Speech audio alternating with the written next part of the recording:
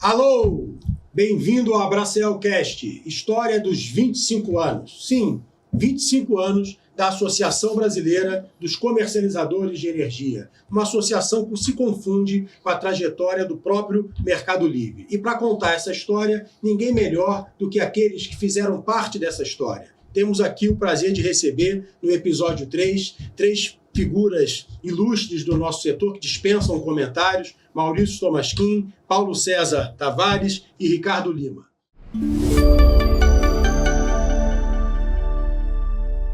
Eu queria começar essa conversa com vocês perguntando o seguinte: nós nos dois últimos episódios já tratamos da Lei 9.074, dos primeiros contratos, conversamos também sobre a fundação da associação, o contexto daquela época, o que é que se vislumbrava com um novo mercado livre no Brasil, até chegamos ao momento de transição do último governo Fernando Henrique para o primeiro governo do presidente Lula. E eu queria retomar essa história desse ponto. E aí eu te pergunto, Maurício, o Brasil tinha acabado de passar por um racionamento de energia, né? As coisas estavam em xeque. As estatais não tinham capacidade, a gente precisava atrair investimentos externos e retomar uma expansão do setor elétrico. Como é que vocês estavam pensando, ainda no âmbito da transição, né, o tema energia elétrica? E qual era o papel do mercado que vocês enxergavam? Então, primeiro, bom dia e obrigado aí pelo convite. É uma honra estar aqui nessa comemoração da Abracel, que é uma entidade que eu admiro muito, que presenciei o crescimento e cada vez é mais importante para o país. Então, parabenizar aí o Rodrigo, mas não só o Rodrigo, Paulo e Ricardo, que fizeram isso acontecer. Então, um prazer e agradeço aí essa oportunidade que os três estão dando para compartilhar esse momento com vocês. Então, como você bem disse, o que aconteceu? Teve, né, a reforma que foi feita em 95, 97, né, no período do Fernando Henrique, que teve muitos méritos, né? Foi criado a ANEEL, foi criado o ONS, foi começada uma questão de abertura do mercado, e foi um processo muito interessante nesse sentido. Agora, ela acabou descuidando um fator importante, que era a questão da expansão, e aí acabou dando no racionamento. Isso aí ficou claro até no relatório Kelmo, que foi feito algum tempo depois, que foi analisar, e foi um relatório que eu acho que todo mundo que conhece estudo do setor elétrico de olhar e que analisa as causas e fala, olha, a falta de investimento foi um fator preponderante do racionamento, e elenca também uma falta de articulação entre as entidades. A ANEEL não falava com o ONS, que não falava com o Ministério, que não falava com... Então, a falta de comunicação. Então, ele apontava outros fatores também que tinham lá. Então, o racionamento de 2001, quem não viveu, foi um trauma enorme para o país, porque se cortou 20% da demanda de energia obrigatoriamente. Tinha situações que era obrigatório. Se você descumprisse, eles podiam desligar a sua casa por 3 dias. Né? Verdade. E tinha uma multa financeira, além de multa, sinal de preço. Então foi realmente uma meio, vou dizer, convulsão social, mas foi um problema grande. O PIB também estava retomando, estava crescendo, diminuiu o crescimento. Então, o que acontece? A cabeça de todo mundo era essa: olha, não dá para ter falta de energia. Isso é impossível. Quer dizer, nenhum governo aguenta. Então, prioridade tem que ter energia, tem que ter expansão, porque senão não sobreviveremos a um outro racionamento, além de todo o problema que tem para o país. Então, a ótica principal foi essa, tá, que norteou a elaboração do plano de governo. Né? O plano de governo, na época, tinha um grupo que era coordenado, na época, pelo Pinguelli, mas tinham várias pessoas que depois acabaram ocupando papel no governo. Tinha a então secretária de Energia do Rio Grande do Sul, Dilma Rousseff, que acabou virando ministra. Tinha o Pinguelli, virou presidente da Eletrobras. Tinha o Wilde Sauer, que virou diretor de Gás e Energia da Petrobras.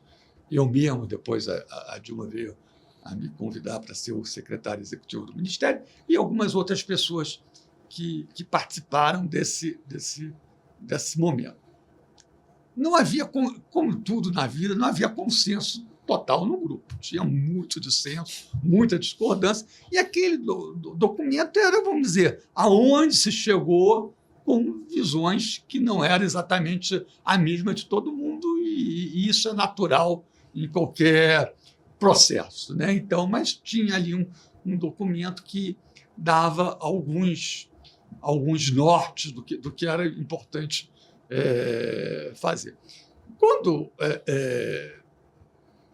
a Dilma foi chamada para assumir o Ministério, até tive uma surpresa enorme, ela me ligou, me lembro que eu estava almoçando, era na casa dos meus sogros, ela me ligou, falando, eu queria te convidar para ser o secretário executivo. Eu levei um susto, porque eu tinha participado, eu era da universidade, e achava que ia acabar daquilo e eu voltava para a universidade, que eu sou professor. Eu falei, mas eu nunca me vi, pensei indo para o governo. Aí acabei aceitando o convite. Chegando no Ministério, aí ela botou uma tarefa ainda maior, falando, você vai coordenar o grupo que vai elaborar o novo modelo. É claro que o ponto de partida era aquele documento, mas a gente... outro negócio, quando você faz um documento, um plano de governo, você não tem acesso à informação, você não tem um amplo diálogo, então você não pode ficar... E é mais generalista também, dá um diagnóstico. Então, né? Você tem que entrar numa questão mais profunda, uma análise mais profunda. Você acha que as bases do novo modelo já foram definidas naquele momento ou não muito, a coisa evoluiu depois? Eu acho que evoluiu muito depois. Tinha umas ideias, mas a gente teve uma coisa fundamental, que foi chamar a participação do setor, né? E eu acho que isso aí foi tínhamos chamado primeiro os presidentes de todas as empresas e perguntamos quem que você vai tomar parte nesse diálogo com o governo e para construir um novo modelo. E os presidentes das empresas falaram, olha, as associações nos representam. As associações ainda estavam nascendo, tinham muito poucas, e elas passaram a ter uma importância muito grande, porque elas sentavam na mesa para construir.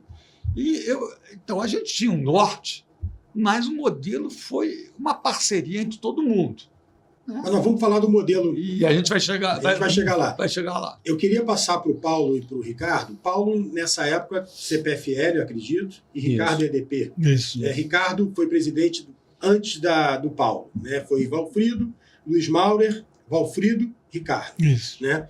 Como é que vocês estavam vendo essa transição? Né? Como eu disse, ali 2001 até início de 2002, a gente estava se espelhando na Inglaterra, no liberalismo, e tinha um problema. A gente precisava expandir, as estatais não tinham capacidade e precisava se criar um modelo, né, uma forma de atrair capital para o Brasil.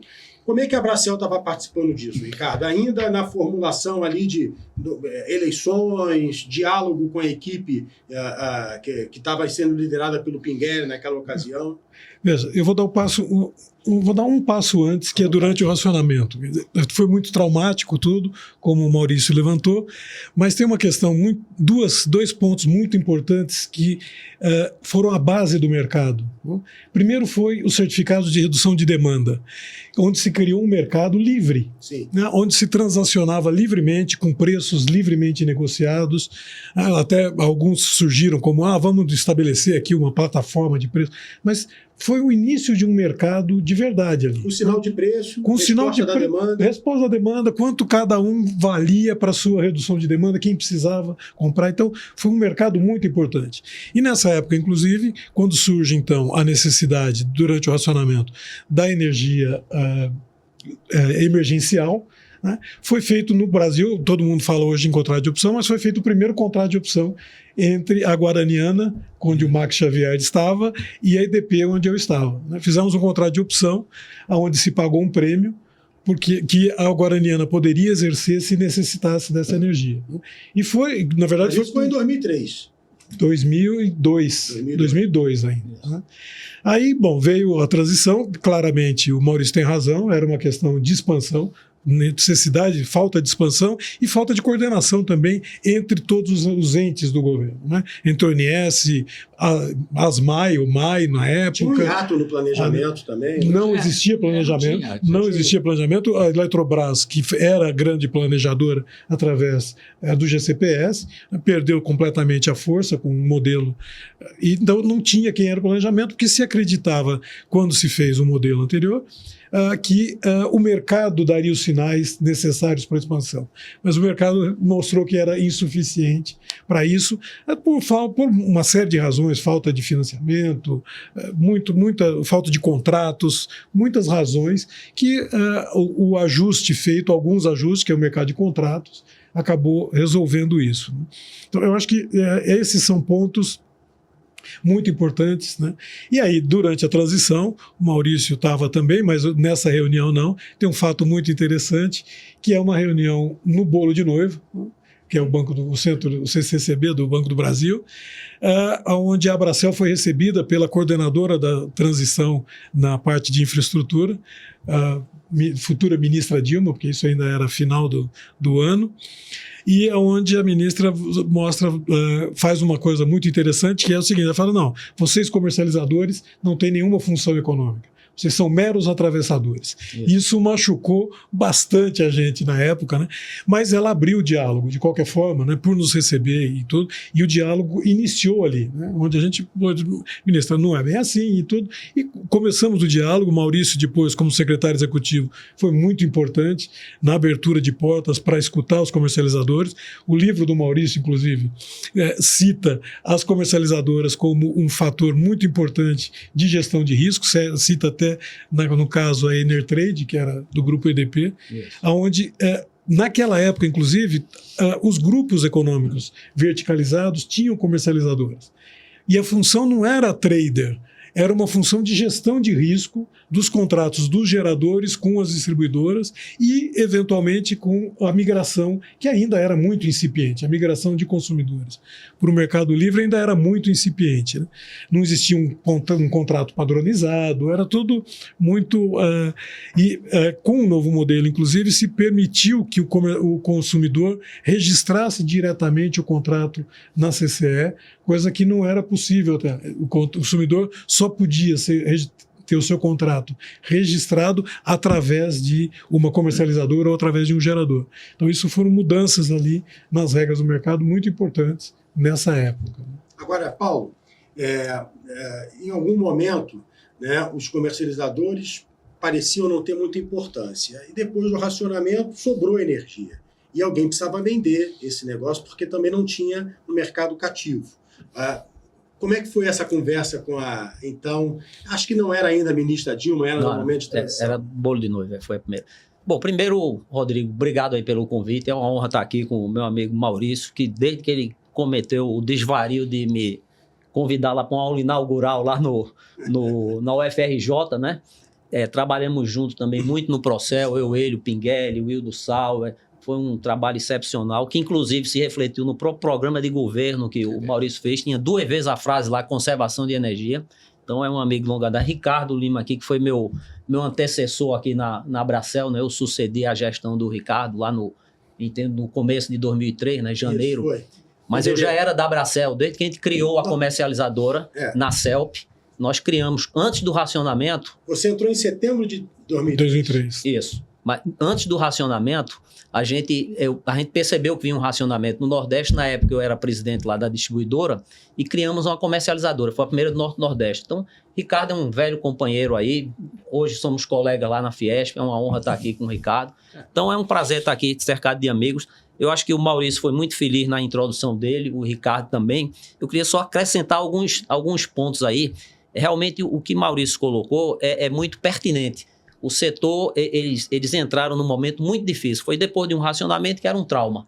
E a gente não tinha ainda o diagnóstico claro, na época que o Maurício foi para o Ministério. O que, aliás, vale um parênteses, quando a gente soube que o Maurício ia ser secretário executivo, deu um alívio enorme, pelo menos de minha parte, dentro do setor elétrico, porque eu sabia que era um cara técnico, conhecia em detalhes. O setor elétrico tinha muito preconceito, vamos falar claramente. Na época, todo o setor elétrico não via de forma amigável o novo governo estava chegando, natural, porque tinha havido um embate não só energético no racionamento, mas também político, né? E o fato do Lula ter feito a famosa Carta de Brasília, Maurício, que está lá escrito textualmente que ia respeitar os contratos, foi muito importante. Quando a gente fez a famosa reunião lá com a Dilma no bolo de noiva, que o Ricardo estava lá, o Valfrido Ávila estava lá, o Maurício Correia estava lá, e eu também, eu me lembro bem que eu levei um contrato de um consumidor, na época eu já estava no grupo CPFL Energia, né? O Wilson, que hoje é presidente do conselho aqui da Abracel, né? Se lembra disso? A gente teve essa reunião e realmente a visão da Dilma e do próprio programa de governo que eu estava lendo ontem, Maurício, é muito bom, é só vocês entrarem na internet, lá na Escola Superior de Estudos lá do PT, tem lá o programa de governo da área de energia. Aí você vê como era difícil o ambiente para Mercado Livre, porque é natural, naquele momento não tinha uma visão por parte do governo de Mercado Livre. Eu me lembro bem que na reunião do bolo de noiva eu caí na besteira de elogiar lá a abertura do mercado de energia na Inglaterra, Margaret Thatcher, rapaz, a Dilma foi o primeiro, ela não chegou a me chamar de santinho, mas eu notei que não estava numa direção boa. Aí fui para a Carta de Olinda, o que deu um certo alívio, quando eu mostrei para ela que tinha contrato e que os contratos iam ser respeitados. E aí não restava outra opção para ela dizer que ia respeitar os contratos. Então foi uma reunião, o Ricardo está correto. Um detalhe fundamental. Né? Foi um detalhe importante, eu diria, de uma gestão da Abracel. O Ricardo está correto no que ele colocou, mas teve esse contraponto, um certo alívio. Então, quando a gente começou a discutir a questão do novo modelo do setor, tinha havido o evento do racionamento, e, de novo, o Ricardo foi muito feliz, lembrou, foi o primeiro embrião do Mercado Livre, foi o mercado de compra e venda de cota. Então, esse momento inicial, Rodrigo, que você levantou de discussão do mercado, é importante a gente se lembrar do contexto que o Mercado Livre estava.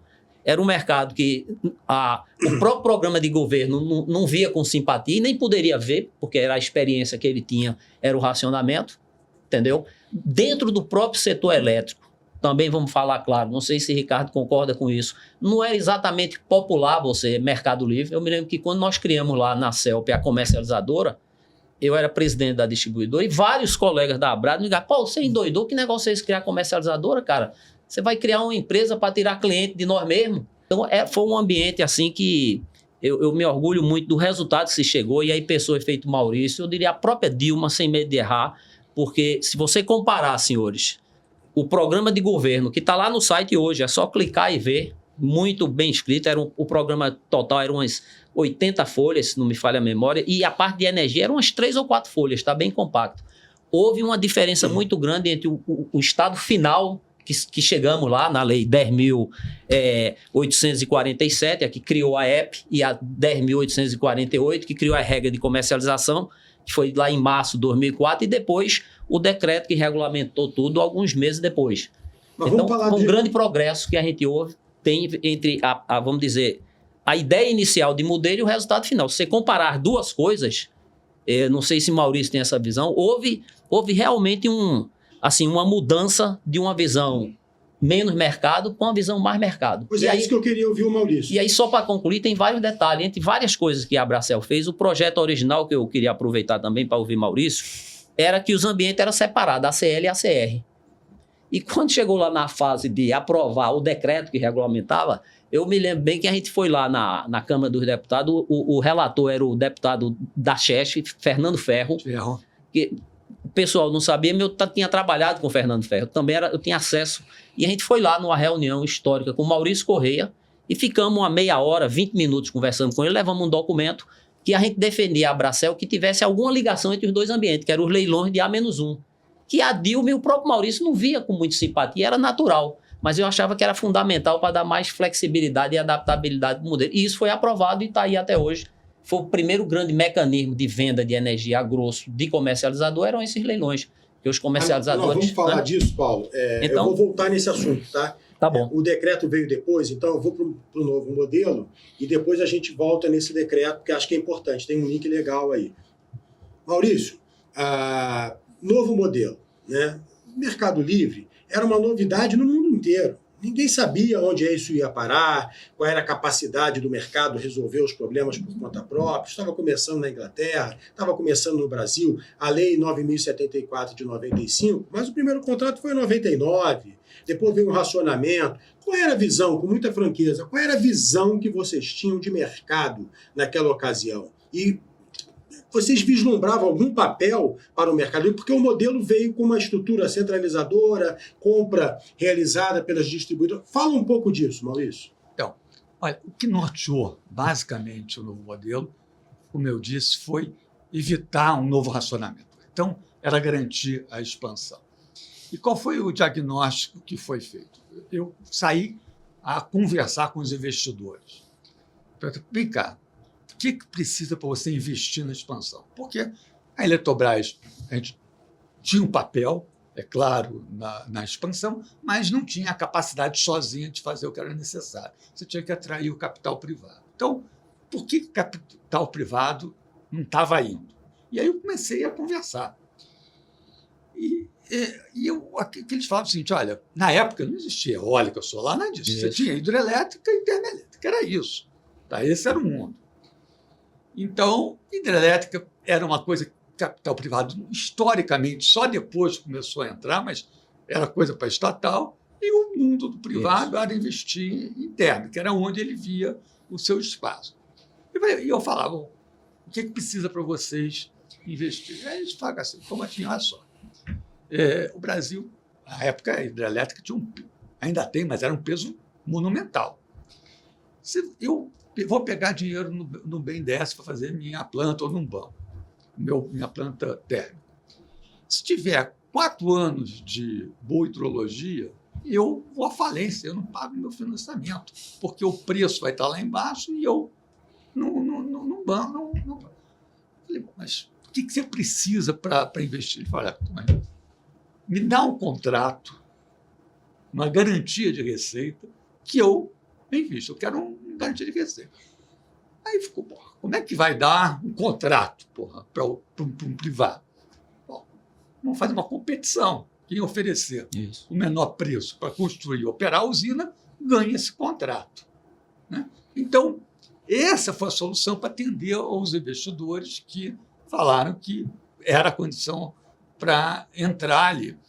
E isso foi um sucesso. Por quê? Porque o BNDES, em seguida, eu tinha conversado também com eles falaram o seguinte, olha, dando esse contrato, eu posso usar esse contrato como parte da garantia. Não era um project finance completo, porque tinha lá uma parte de garantia da empresa, mas era quase um project finance. Perfeito. E ficou uma coisa muito fácil para o investidor. Muito fácil que eu estou falando é o seguinte, porque confortável, digamos assim. Você tirou muito do risco. Você não tinha mais o risco de mercado.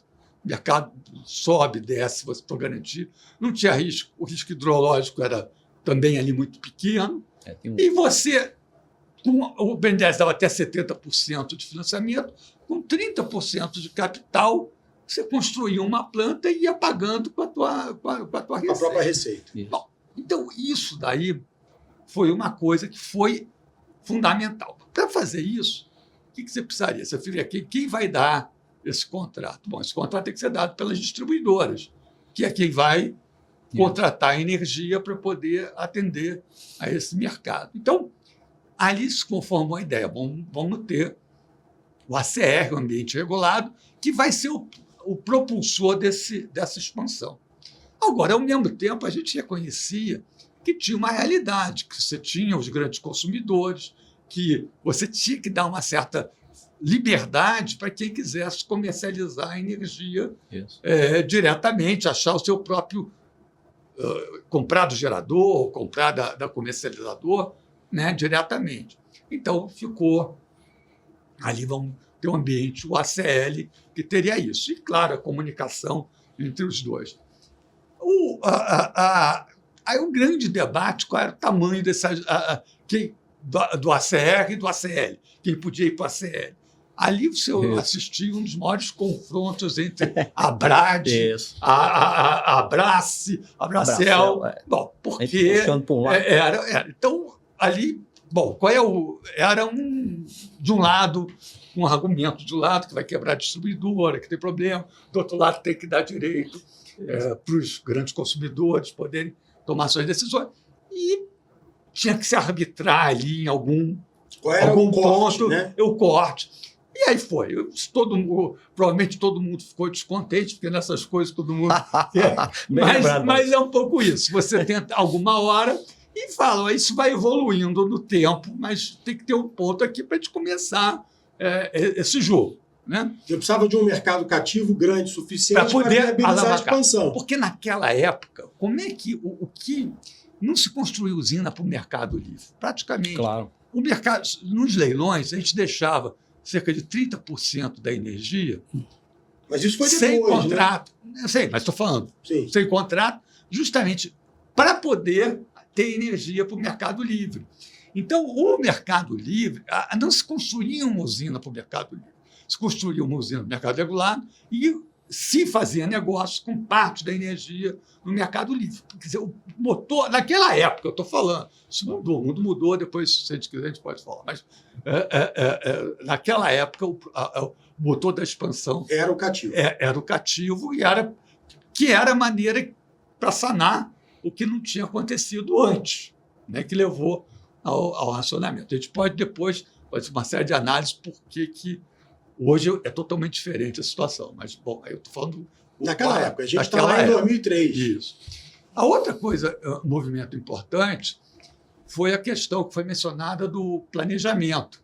Né? Não tinha planejamento, como o Ricardo falou, a ideia é que o mercado ia sinalizar sozinho, e a gente viu que não era bem isso. O GCPS deixou de existir, porque a Eletrobras ela não podia nem ter esse papel, já que ela era um competidor. Como é que ela pode, ao mesmo tempo, competir e planejar? Era incompatível ela ter esses dois... conflito. Esse conflito. E o ONS veio em função disso também, não podia ser o GCOI. Não podia. O Ministério não tinha condição de fazer. Quando eu cheguei no Ministério, e vi um susto. Porque, Paulo, eu achava que eu ia chegar, eu estava no universidade, que eu ia chegar no Ministério, ia ter cheio de estudantes lá para trabalhar. De técnico, tal. Tinha um prédio vazio, tinha motorista, tinha vários motoristas. Assessorista. Mas não tinha engenheiro, não tinha um trodesk que tinha acabado, porque nem essa coisa foi criado depois, o cargo de, como é que se chama? De gestor, né? Não existia. E eu falei, pô, então você muda o governo, chega uma nova equipe e parte do zero. Então tem que criar uma empresa que pegue todo o conhecimento, tenha modelos, bases de dados, informações, equipe, e que mudou o governo, você muda o presidente, os diretores dessa empresa. O negócio está lá. Mas está lá a equipe técnica, com todos sabendo como fazer, você dá as novas diretrizes. Então, foi a questão do planejamento. Outro ponto. Daí nasceu a EPE. Nasceu a EPE. Outro ponto importante foi o CMSE, porque um dos diagnósticos do relatório Kelman era essa falta de comunicação entre as entidades. A gente falou, não dá. Então, vamos criar uma reunião que sintam presidente, ONS, ANEEL, a EPE que ia ser criada, senta todo mundo sob a coordenação do ministro. E vamos analisar a situação. A principal agenda era a segurança do abastecimento. Aí vinha curva, não sei o quê. Então, e isso passou a ser uma coisa muito importante, porque era o locus que o pau quebrava num bom sentido, tinha as visões lá, mas você estava ali, não dava para saber, eu não sei o que o outro está fazendo. Né? Então, tinha uma integração entre essa governança. Isso é fundamental, que criou o diálogo lá. Então, eu acho que isso daí teve um papel, essa estrutura, né? Bom, criou essa CCE inspirada no MAI, mas aí com um papel muito mais amplo, porque como você criou muito contrato, então você precisava de uma entidade para gerenciar esses contratos. Ela não ia mais olhar só a questão da liquidação de curto prazo. Ela passou a gerir todos os contratos cativos e livres. Então, a gente falou, bom, vamos dar um papel, vamos criar né, uma Câmara que possa ter esse papel, que é mais do que um papel de vamos dizer, um mercado atacadista, é um gestor de contratos ali do processo. Então, eu acho que essa foi basicamente a ideia, né? E que, paulatinamente, depois foram surgindo outras fontes, outra coisa, e esse mundo foi mudando. Mas isso propiciou, Rodrigo, uma expansão enorme do cinema. Mais do que dobrou a capacidade instalada em 20 anos. Né? Foi um copiado em outros países. E o surgimento de outras fontes foram graças a esses leilões eólica, que surgiram as outras fontes. Quer dizer, ele foi um motor, cumpriu o seu papel, né? E é claro, como tudo, as coisas as próprias tecnologias novas vão criando novas realidades e a gente hoje tem que pensar existe uma outra configuração, não é aquela. O mundo muda, a coisa exatamente. Gira. Mas aquele momento, eu acho que o modelo ele cumpriu o seu papel importante aí, né? Não só na expansão, mas como no surgimento de novas tecnologias, novas fontes que foram adotadas pelo setor. Agora, Ricardo, falando um pouco da Abracel, você entrou em fevereiro, saiu em setembro. Queria que você contasse um pouco disso, por que você saiu, e que você falasse um pouco mais desse primeiro contrato de opção. Qual foi o significado disso para o desenvolvimento do mercado? Bom, o meu mandato foi relativamente curto, né? Seguido depois pelo Paulo e tudo. Mas por que isso? O Valfrido estava já no seu segundo mandato, ele tinha completado, na verdade, o mandato do Maurer, e precisava se fazer. Teve uma reunião em Curitiba com os associados. Na época, a eleição era feita com os associados que estivessem presentes ali, né? E eu fui eleito, então, em Curitiba, na sede da Trader, né, como presidente. Na época eu estava na Enertrade, que agora é a EDP comercializadora, e em setembro daquele ano eu fui convidado a assumir a vice-presidência comercial da Eletropaulo Distribuidora, que apesar de ter dentro do Grupo AES também uma comercializadora, mas minha função principal era distribuição. E eu entendi que ali havia um conflito. Eu não poderia dirigir uma associação de comercializadores, estando como vice-presidente. O conflito que eu falei, tá vendo? Existia ali um possível conflito e eu renunciei ao cargo, então, apesar de ainda ser responsável pela comercializadora do grupo AES. Né? Mas eu entendi que era um conflito e que eu devia abrir mão disso. Né? Fui seguido pelo Paulo. Interessante nessa época, porque o Paulo citou a questão das distribuidoras. As distribuidoras entendiam que perdiam o mercado mesmo, né? E que isso afetava o fluxo de caixa. Isso. Mas algumas distribuidoras, e eu conheço algumas delas na época, cobravam a multa, porque se você termina o contrato antes dos 12 meses, o consumidor deveria pagar uma multa. E isso possibilitou, só que havia conflitos. Eu lembro que, na época do grupo EDP, uma das distribuidoras do grupo agredia a comercializadora porque algum consumidor migrava da distribuidora para a comercializadora, não entendendo que, do ponto de vista do grupo, era uma coisa. Na Eletropaulo, a gente mudou a política comercial, tive que ir a Washington na época para discutir a mudança da política comercial, que era o seguinte: não, se o consumidor quer sair, ele sai. Existe, na verdade, só a perda de fluxo de caixa até a próxima reajuste tarifário, mas que ele saia, né? Agora, preferencialmente que ele vá para uma comercializadora do grupo.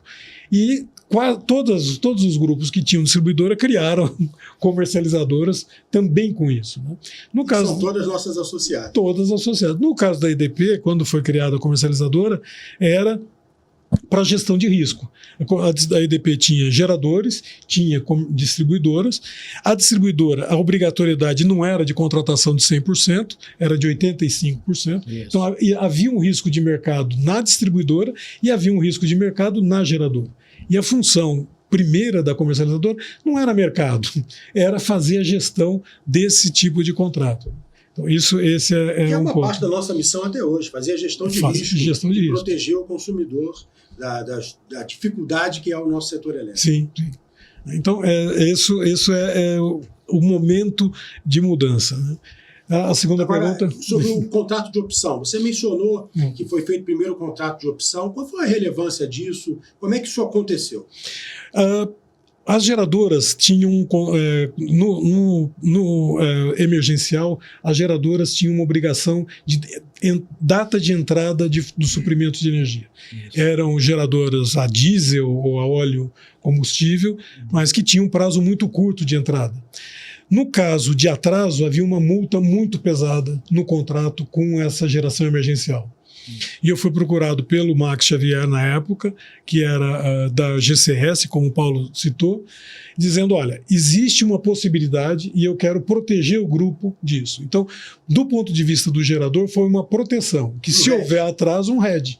Se houver atraso, eu tenho uma energia para fazer esse suprimento.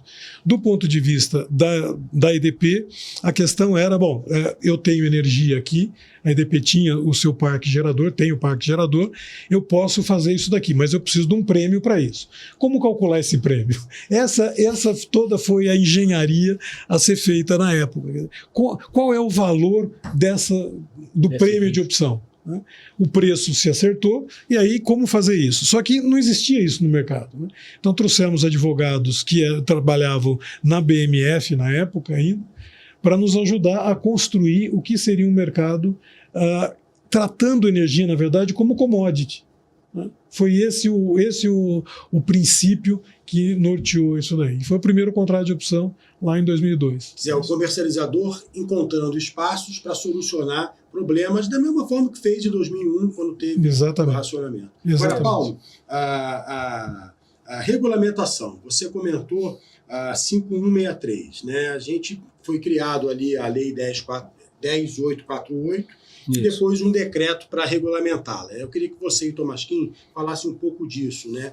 Eram dois ambientes meio desconexos e a gente precisava, de alguma forma, integrá-los. Como é que isso foi feito? Então, pessoal, eu queria primeiro acrescentar que o Ricardo foi muito feliz lembrando esse desafio que era precificar um contrato de opção, né, Ricardo? O setor financeiro trabalha com um negócio chamado modelo de Black-Scholes, né? Quem gosta de opções de mercado financeiro, que é uma metodologia que basicamente você entra com a volatilidade do ativo, a taxa livre de risco, e faz uma conta bonita, tem uma equação muito bonita, uma equação diferencial parcial, e sai lá o valor, entre aspas, justo daquela opção. E esse assunto que o Ricardo levantou, que eu entendo que a EDP foi pioneiro, depois disso várias empresas também fizeram. Vou dar outro exemplo. A gente fazia muito isso lá na CPFL. O consumidor era uma época que tinha algum risco de greve em determinados setores maiores. Aí o cara queria um contrato, Paulo, mas se eu entrar em greve eu quero alguma coisa para eu não ter que pagar a conta, porque eu não estou produzindo. Então você botava aquilo no custo. A gente desenvolveu uma metodologia, cada empresa fez lá do jeito que queria fazer e botava uma cláusula, ó, se houver um racionamento causado por greve, a gente reduz o contrato para zero. Quer dizer, é um conjunto de flexibilidades e adaptabilidades que o Mercado Livre propiciou, que era impossível de ser cometidos, de você conseguir isso aí no mercado cativo, porque no mercado cativo era tudo rígido. Mas vamos falar dessa coisa era um mercado cativo como indutor da expansão e o mercado livre como uma alternativa, resolvendo problemas, ocupando espaços. E essas coisas não se comunicavam, né? Aí veio o decreto 5163. Como é que vocês construíram esse vaso comunicante entre o livre e o cativo? Então não tinha, né, originalmente. Aí foi feito. O que acontece? Você tinha os leilões de expansão, tá? Que é os leilões que eles chamam de energia nova. Isso. Né? Que eram os leilões A-3, A-5, depois foram criando. E o leilão de energia existente, aquela energia que já existe, e tem um contrato que vai descontratando, você tem que recontratar. Era o leilão A-1, depois foi criando outros. O leilão, a energia, a expansão se dava, pelas razões que eu dei, na época, no ACL, porque era onde dava o contrato de longo prazo. Você no ACL, você dava o contrato máximo 3, 4, 5 anos. E o investidor precisava de um contrato maior. Esse mundo mudou, hoje é diferente. Na época era assim. Na época era assim. Então, agora tinha a questão de que as usinas hidrelétricas, por exemplo, iam descontratando e você tinha que recontratar de novo. Aí o gerador da energia hidrelétrica ou de outra, não importa, ele tinha que escolher se ele ia vender no leilão no ACR, que era o A-1, ou se ele ia vender, o quanto que ele ia vender no ACL. Tinha umas travas ali, mas era basicamente isso. Então, tinha ali uma comunicação entre os dois mercados. Mas eu digo, a comunicação não era apenas no A-1. O A-3, A-5, ao deixar descontratado uma percentagem de energia, ele também criava um vaso comunicante. Mas isso foi depois com os projetos estruturantes do Madeira. Não. Foi na 5.163. Já nasceu assim, todo o primeiro leilão já tinha. Então, o que acontece? Quando você já concebeu, você já tinha que parte da expansão ela era viabilizada para o mercado regulado, mas parte da energia ia para o livre. Né? Porque o gerador ele podia escolher, olha, eu vou... Quer dizer, tinha um limite no leilão, não tinha um limite, mas ele escolhia para onde botar. Então, existiam dois vasos comunicantes. Um que era o leilão existente, que é maior, porque você não tem problema de expansão, e outro do mercado regulado, que também tinha ali uma energia que ia alimentando o mercado livre. Hoje a situação é muito diferente, eu estou dando um salto, mas a gente volta aqui, porque hoje, com o advento das energias incentivadas, a expansão começou, e o surgimento da eólica e da solar, a expansão começou a ser viabilizada no mercado livre. Sim. O que não era o caso naquela ocasião, que não tinha essa opção. É claro, no início, a eólica foi viabilizada pelos leilões da CR, porque o preço era muito mais caro, então precisava do leilão. Mas depois que o preço caiu, e dado o caráter incentivado, passou a ser viável ela ir para o mercado livre. Então, a gente hoje tem um ambiente totalmente distinto, porque hoje a expansão ocorre basicamente no mercado livre, né? Porque o mercado regulado está sobrecontratado. Então, ele tem uma situação completamente distinta daquele momento, que a expansão era viabilizada no regulado e o livre ficava com... Bom, eu estou indo mais adiante no tempo, mas é bom fazer uma conexão para a gente ver como é que o mundo e as novas tecnologias, as novas situações fazem mudar a questão institucional regulatória. Né? Perfeito. Só nesse item específico de relação comercializador, eu acho que o Maurício foi muito feliz. Vê só, do ponto de vista do gerador, antes das discussões do modelo, antes do programa, começou em 2002, as discussões, já era possível um gerador vender energia fora do ambiente para supõe um agente comercializador. Por exemplo, lá na GCS Comércio e Serviços, os primeiros negócios que nós fizemos, eu, Max, Paulo Cunha, foi comprando sobrazinha de energia de vários produtores de biomassa, que tinha muito lá no Nordeste. A gente fez um RAP, em todo canto a gente foi lá, para a sua instalação dá para produzir 5 megawatts, você está consumindo quanto? 2. Então, assina aqui que você vai vender mais 3, ganha tanto, quer, pronto. Então, a gente saiu comprando essa energia. Essa energia, a gente poderia, já naquela época, antes do modelo, entendeu? A gente já podia, naquela época, desovar, entre aspas, vender essa energia para a distribuidora no mecanismo de contrato self-dealing. Tinha uma regra, que era o famoso valor normativo, calculada lá pela nossa... O pessoal mais antigo se lembra bem, a Rosângela, né? Rosângela Lago, é isso? Rosângela Lago. Então já tinha um mecanismo, ou seja, já havia uma relação, só que era muito embrionário, muito pequenininho. A importância do modelo que saiu em junho de 2004, de criar o mecanismo de A-1, que permitiu, na própria filosofia dos leilões, o comercializador vender energia para a distribuidora direto, entendeu? No processo de leilão, que não era a ideia original. Para você ver, na época, só um parênteses, eu era o secretário executivo, tinha que definir a tarifa que a gente ia contratar para a Info. E, então, pedi para os meninos calcularem, etc., fazerem live e tal. E a gente fez os contratos, etc. Depois do primeiro leilão que eu fiz, já em 2009, é claro que foi um tempo depois, já tinha tido progresso técnico, mas o deságio em relação ao preço do Proinfa foi enorme.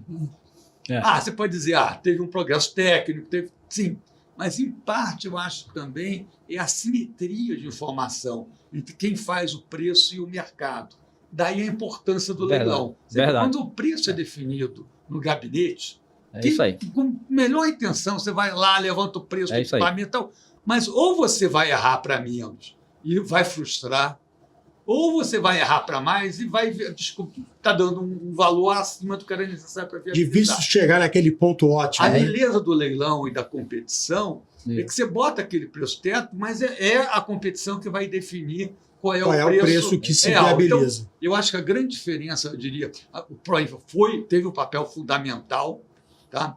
Mas eu acho que o leilão foi aquele que permitiu, vamos dizer, o preço cair das eólicas e tudo mais e virar a realidade, ganhar escala. Volume, né? A curva de contratação. Agora, de volta para o futuro. Vamos sair lá de 2003, 2004 e vamos voltar para 2025. Ricardo, você tem uma longa trajetória, nesse período foi CCE também. Conta um pouco para nós, assim, o que você via naquele momento e agora olhando para trás, como é que você percebe a evolução do mercado? O mercado evoluiu muito. A gente tem mais de 400 comercializadoras hoje, né? Ou agentes de comercialização no mercado. Mudou muito. O que não evoluiu e não acompanhou essa, vamos dizer, a evolução tecnológica, a evolução de conhecimento, gestão de risco e tudo isso, foi a governança do setor. A CCE, que foi criada com uma boa intenção da gestão dos contratos, hoje tem mais de 30 atribuições. Entre elas, fazer a gestão dos contratos do Mercado Livre. Mas, em termos de gestão de risco, em termos de liquidação financeira, tudo isso, precificação, nós não evoluímos. Nós ainda temos o que não é um mercado de fato, nós temos um mercado de contratos, porque a gente tem preço ex ante e registro ex post. Então, isso cria algumas, vamos dizer, barreiras para o desenvolvimento do mercado.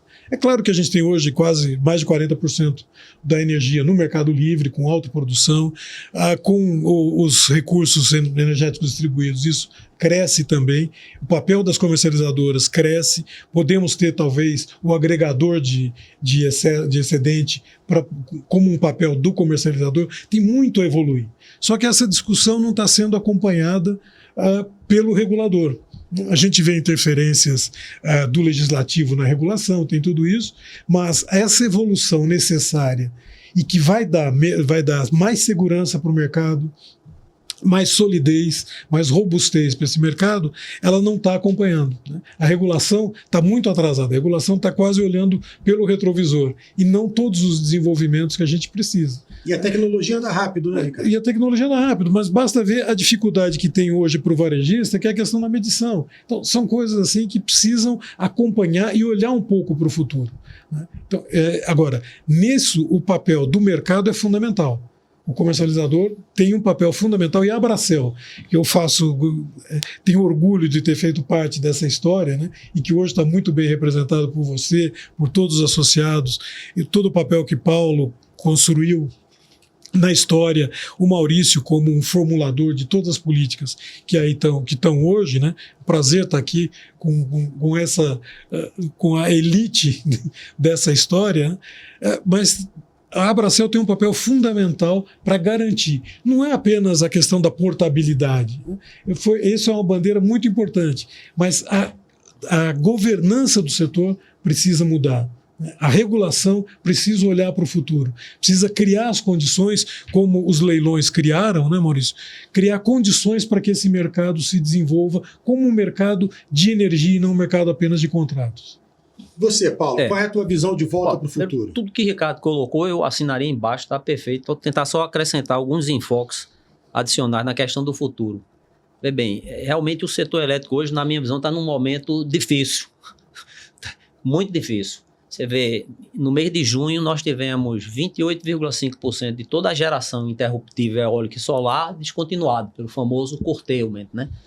Que a gente não é o caso aqui de discutir em detalhe, mas na minha visão houve aí uma falha técnica na questão do planejamento elétrico do setor, né? A gente descobriu naquele evento, o famoso desligamento lá de agosto de 2003 às 8h30 da manhã, onde uma mísera linha de 500 kV Quixadá Fortaleza, abriu um terminal, quer dizer, um evento simples, e aquilo deu origem a uma sequência de eventos, a tensão caiu para 50% no eixo lá, Paulo Afonso Fortaleza, levou a atuação da proteção de perda de sincronismo lá em São João do Piauí para o norte, e isso desconectou o sistema, parte do sistema norte-nordeste, do sul-sudeste, que recebia muita energia nessa hora.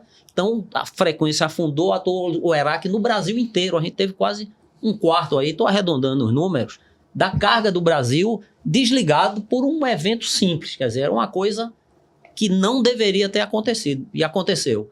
Mas por trás disso tem vários problemas.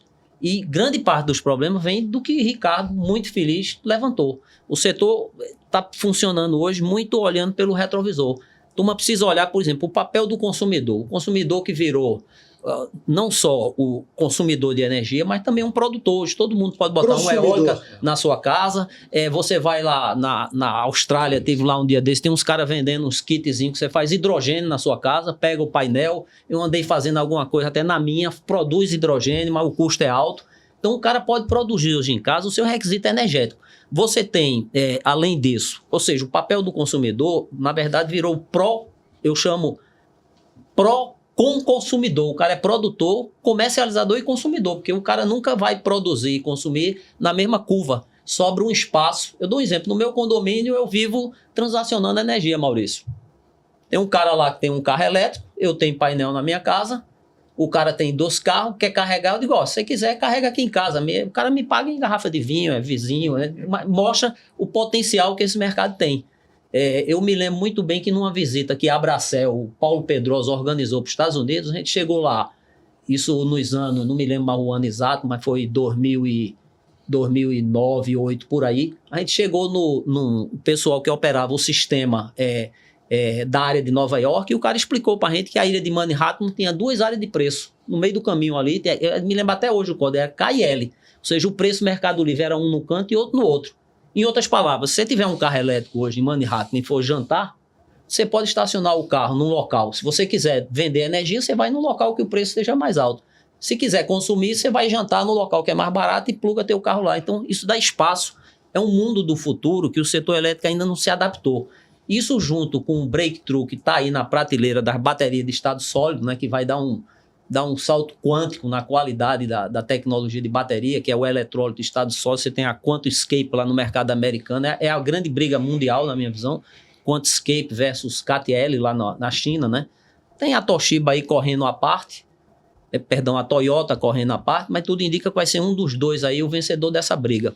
Isso vai mudar muito a história do setor elétrico, porque os preços das baterias continuam caindo, o preço dos painéis solares continuam caindo, né? O primeiro leilão que houve no Brasil de energia solar foi feito lá em 2003. Foi um leilão lá que a gente fez um arrumadinho pequenininho, não foi um leilão. Tá bom. Até para Maurício. Maurício é que fez o leilão mesmo, né? Mas Pernambuco foi lá e fez um pequeno... Pernambuco nunca saiu. Mas aí é um detalhe. Só Maurício tem toda a razão. O grande mérito daquele leilão foi, eu diria, dar uma chamada no caso do Maurício e a Dilma, vamos fazer um leilão solar. Tanto é que em 2013 Pernambuco fez, e no ano seguinte, com muito sucesso, o Maurício fez. Eu me lembro até que bateu o recorde de interação lá, deu 80 interações lá no leilão, a $90, se não me falha a memória. Pernambuco foi 110, que foi um ano antes, e cada leilão que o Maurício saiu fazendo de solar, o preço só foi caindo, chegou a 30, né, Maurício? Não me lembro mais os outros. Ou seja, o setor elétrico 17, vai ter um desafio 17. Assim colossal para frente. Esse modelo, todas as rigidez, a gente tem que transformar em coisas adaptáveis e flexíveis, porque o mundo será cada vez mais adaptado. A volatilidade é muito grande, entendeu? O mercado de energia vai ter que se adequar à realidade, e não a realidade é o mercado de energia, que é como a gente está hoje. Maurício, ao longo dessa nossa conversa, você disse diversas vezes que o mundo mudou, né? Qual é a sua visão hoje sobre o nosso mundo da energia aqui no Brasil? Então, houve uma mudança enorme, né? Se a gente olhar em 2004, o que a gente tinha? Hidrelétrica e termoelétrica. Termoelétrica, gás, carvão. Era isso, não existia outras opções, né? O resto era projetos experimentais, como, sei lá, um Proinfra, mas não era opção. Hoje, nós temos o preço das energias renováveis intermitentes despencaram. São muito, muito baratas. Mesmo sem incentivo, tá? Que os incentivos já não são necessários, já deviam ter saído há muito tempo, elas são competitivas. Seja a solar distribuída, seja a eólica, seja a solar centralizada. Elas são competitivas. Ao mesmo tempo, então, isso é uma realidade. A outra, estão surgindo novas tecnologias como armazenamento, como o Paulo falou. O preço da bateria está despencando. Você olha para a Califórnia, olha para a Austrália, já está usando em larga escala. Eu até no meu LinkedIn publiquei um gráfico, um determinado dia lá na Califórnia, que 1/3 da energia no horário lá que aumenta a demanda foi atendido por bateria. 1/3 já, Maurício? 1/3. Não foi um dia específico, mas eu botei lá. Então, é uma coisa impressionante. É isso aí. Impressionante. O mundo então, mudou, né? Então, a gente tem... Ao mesmo tempo, o que acontece? Você tem uma situação que você tem, olhando para o Brasil, uma sobrecontratação no mercado regulado, né? E a questão da expansão dessas fontes, a questão da energia está resolvida, porque você, com os incentivos que foram feitos, ela consegue viabilizar vendendo para o mercado livre. Elas não precisam de um contrato de longo prazo, de 15 anos, precisa de uns 5 anos, 4 anos, mas não precisa de 15 anos para se viabilizar. Ao mesmo tempo, o BNDES criou instrumentos, né? Porque ele queria um contrato de 15 anos, até que ele chegou à conclusão, olha, eu posso pegar um contrato de 5, o mundo não acabou depois de 5, eu vou precificar e dou o financiamento. E não é o PLD mínimo, é um PLD... Então, várias questões fizeram que hoje você tem uma expansão de energia que não precisa de leilão. Isso. Muda bastante. Muda radicalmente. Ao mesmo tempo, você tem um outro problema criado por essas tecnologias, que é o problema de capacidade. Aí sim você precisa de leilão e precisa de uma ação forte, porque isso não vai acontecer por si só. Né? Ali você precisa de ter uma ação. Então, a gente tem uma situação diferente. A energia ela já dá pé para todo mundo e pode ser comercializada normalmente, e você tem que ter um mercado regulado, entre aspas, para venda de capacidade. É um outro que você pode usar o mesmo mecanismo dos leilões, que eu acho que é o caminho mais simples, etc. Então, você tem ali um espaço para comercializadora maior do que tinha antes. Por quê? Porque a energia, você não precisa, você pode, já tem uma energia disponível que você pode comercializar para o consumidor. E é claro que, do ponto de vista filosófico, você poder dar ao consumidor a opção de escolher é sempre bom. A gente não deve ter, eu não tenho assim, vamos dizer, achar que isso vai mudar totalmente, porque você olha outros serviços, o consumidor tende a ser conservador e não vai ficar, de repente, mudando de comercializador o tempo todo. Isso não vai existir, como a gente não faz com a TV ou com outras coisas. Você faz o contrato e fica lá. Mas esse mundo aumentou. Esse mundo é diferente. Esse ambiente é maior. Então, a gente tem que ter um marco regulatório que se adeque a essa nova configuração, né? Que é uma configuração distinta, né, daquela que tinha em 2004. Tem que fazer tudo do zero? Não. E eu acho que o grande erro que tem é quando você vamos sentar e vamos começar tudo do zero. Porque acaba não saindo. Eu acho que tinha mudanças marginais, né? Muito do que a gente precisa já está aí. Você precisa de uma organização, precisa alguém sentar, pensar como isso... como foi feito em 2004, né? Mas não tentando, vou partir do zero. Aproveita o que está aí. Eu acho que a gente tem um futuro aí interessante para o Brasil, se a gente souber aproveitar, né? Porque tem toda essa onda de transição energética, que é algo que veio para ficar. A gente tem uma base de recursos muito boa, a gente tem muitas empresas aptas tanto a gerar como a comercializar como distribuir. Então, a gente tem um ambiente bom.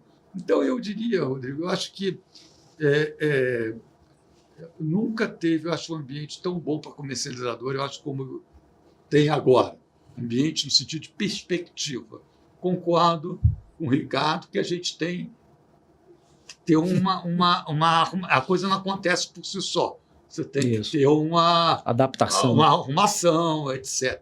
Mas as condições estão colocadas. Estão ali, né? Sabendo que você precisará de outros instrumentos para garantir a segurança, porque com apenas essas fontes intermitentes você não vai segurar o abastecimento do país, né? Então, isso você precisa ter uma ação que eu digo que é coordenada, ação de Estado, no sentido de organizar esses leilões de entrada dessa capacidade que é necessária para a segurança. Paulo, em dado momento, você chegou lá, assumiu a presidência, a gente introduziu na Abracel o planejamento estratégico e a profissionalização. Ela veio com o Maurício e você contratou o Paulo. Qual era a necessidade? Como é que isso aconteceu dentro da Abracel? Eu acho que o Abracel antes, como inclusive o Ricardo mencionou, era muito tocado por os próprios sócios, né? Tudo ia o executivo era o Ricardo, o Valfrido, depois eu cheguei. A gente é que preparava tudo. A única estrutura que a gente tinha, de fato, era o Maurício Corrêa, que é um jornalista brilhante, mas é um jornalista. Ele tem a área de competência dele, assim, muito, muito claro. Então, quando eu senti que o mercado livre ia aumentar, nós lá na própria Abracel, e aí eu queria deixar claro que tudo que foi feito na Abracel, pelo menos do ponto de vista do conselho, eu em quase 15 anos que participei do conselho, na minha cabeça, desde 2002 até, 2015, nunca tomei uma decisão nos períodos, 2 ou 3 mandatos que eu era também o presidente, e teve vários outros que eu era um dos conselheiros, nunca vi nenhuma decisão importante foi resolvido por voto de desempate do presidente do conselho. Era sempre um trabalho colegiado. Às vezes a gente tinha, como bom comercializador, sempre tem 1, 2 que pensava diferente, ou 3, mas a gente sempre tinha uma unanimidade numa direção. Então a gente percebeu que tinha que profissionalizar a estrutura, aí a gente trouxe o Paulo Pedrosa, a gente teve a sorte da ANEEL abrir mão de um cara feito Paulo Pedrosa, que terminou o mandato dele, né, que abriu mão, terminou o mandato dele, e a gente conseguiu atrair o Paulo Pedrosa, que dispensa a apresentação, né, um cara de status ministerial. Eu até brinco com ele: Paulinho, você tem status para ser presidente da República, e não só ministro de Minas e Energia, no tempo que ele era interino, né? Então o Paulo realmente se somou ao Maurício, e a gente teve um salto quântico na associação. Aí se criou a metodologia de planejamento estratégico, que a gente trouxe um pouco para a associação, que a gente já fazia, todos nós, nas nossas empresas. Todo ano se reunia, viu o recurso, a prioridade, e começou a estruturar também a secretaria, né? Tivemos várias pessoas vindo lá, e veio o Paulo Pedrosa. Depois teve uma época que a gente chegou a ter um contrato assinado com o Edivaldo. Com o Edivaldo. Aliás, eu tenho esse contrato ainda na minha gaveta, mas Edivaldo terminou não vindo, não vem o caso aqui. E aí a gente teve a sorte de conseguir trazer o Reginaldo, que era do escritório da CPFL, que deu ainda mais organização à associação. Então, esse período, Paulo Pedrosa e Reginaldo, foi onde a gente fez a estrutura, né? Passou a ter um processo mais robusto de eleição, que a eleição era como o Ricardo falou: a turma ia, marcava um jantar, ia, quem não fosse, perdeu o direito de voltar, né? Então a gente fez um processo estruturado, todo mundo era eleitor, voto secreto. Foi a primeira associação do setor elétrico brasileiro a ter um processo assim realmente regulamentado. Tinha data para registrar a intenção, o período.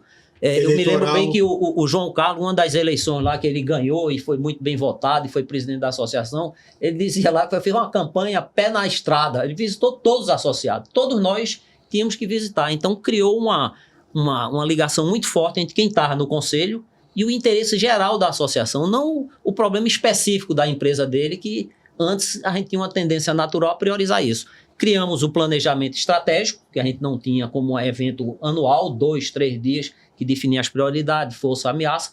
Criamos o encontro do Mercado Livre, que você conhece bem, porque era o parceiro nosso, o Maurício Corrêa teve a sabedoria, também induzido por nós, procura lá o pessoal que conhece bem essa área, o Rodrigo lá do Canal Energia. A gente fez o primeiro evento em Floripa. Para você ter uma ideia, teve menos de 100 pessoas, tivemos 90 pessoas, 95.